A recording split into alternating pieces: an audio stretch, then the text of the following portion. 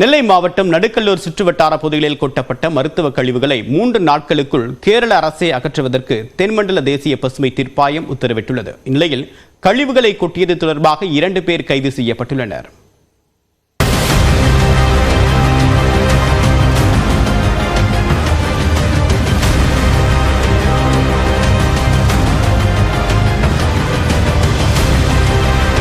திருநெல்வேலி, தென்காசி மற்றும் கன்னியாகுமரி உள்ளிட்ட தென் மாவட்டங்களிலிருந்து கேரள மாநிலத்திற்கு லாரிகளில் காய்கறிகள், பால் உள்ளிட்ட அத்தியாவசிய பொருட்கள் அனுப்பப்படுகின்றன.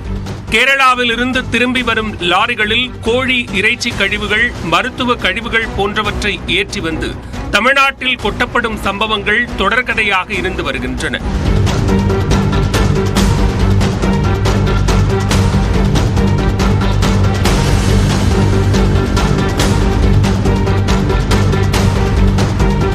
இந்நிலையில் நெல்லை மாவட்டம் பாப்பாக்குடி அருகே கோடகநல்லூர், பழவூர் கிராமங்களில் காட்டு பகுதியில் மூட்டை மூட்டையாக மருத்துவ மற்றும் பிளாஸ்டிக் கழிவுகள் கொட்டப்பட்ட சம்பவம் மக்களின் கடும் எதிர்ப்புக்கு உள்ளானது. மேலும் சுங்கச்சாவடிகளில் தில்லுமுள்ளு நடப்பதாகவும் மக்கள் குற்றம் சாட்டுகின்றனர். கேரளாவுடைய குப்பைகளை கொட்டக்கூடிய குப்பை கிடங்கா தமிழ்நாடு.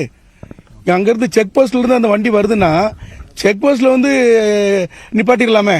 அப்ப செக் போஸ்ட்ல ஏதோ செட்டப் பண்ணி தானே உள்ள வராங்க. அப்ப செக் போஸ்ட்ல இருந்தே தப்பு ஆரம்பிக்கு, இங்க உள்ள வரதுல தப்பு ஆரம்பிக்கு. இப்போ பெரிய பெரிய லாரிகள்ல 200 லாரியா கிடக்கிற எண்ணிக்கை கணக்கு பார்த்தா 200 லாரி இந்த இதுல கொட்டி கிடக்கு.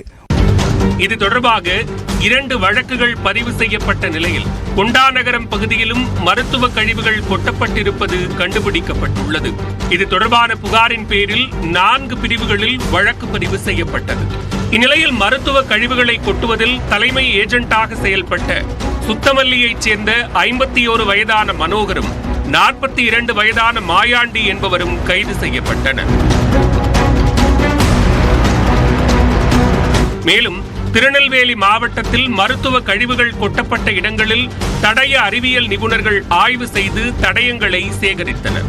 இதனிடையே நெல்லை மாவட்டம் நடுக்கல்லூர் சுற்றுவட்டார பகுதிகளில் கொட்டப்பட்ட மருத்துவ கழிவுகளை 3 நாட்களுக்குள் கேரள அரசே அகற்ற தென்மண்டல பசுமை தீர்ப்பாயம் உத்தரவிட்டுள்ளது. கேரள மாநில மருத்துவ கழிவு உள்ளிட்ட கழிவுகள் கொட்டப்பட்டது தொடர்பாக தாமாக முன்வந்து தென்மண்டல பசுமை தீர்ப்பாயம் விசாரணை நடத்தியது.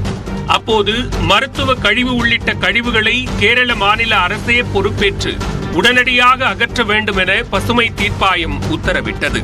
மருத்துவ கழிவுகளை கேரளாவுக்கே கொண்டு செல்ல வேண்டும் என அம்மாநில அரசுக்கு தென்மண்டல பசுமை தீர்ப்பாயம் உத்தரவிட்டது.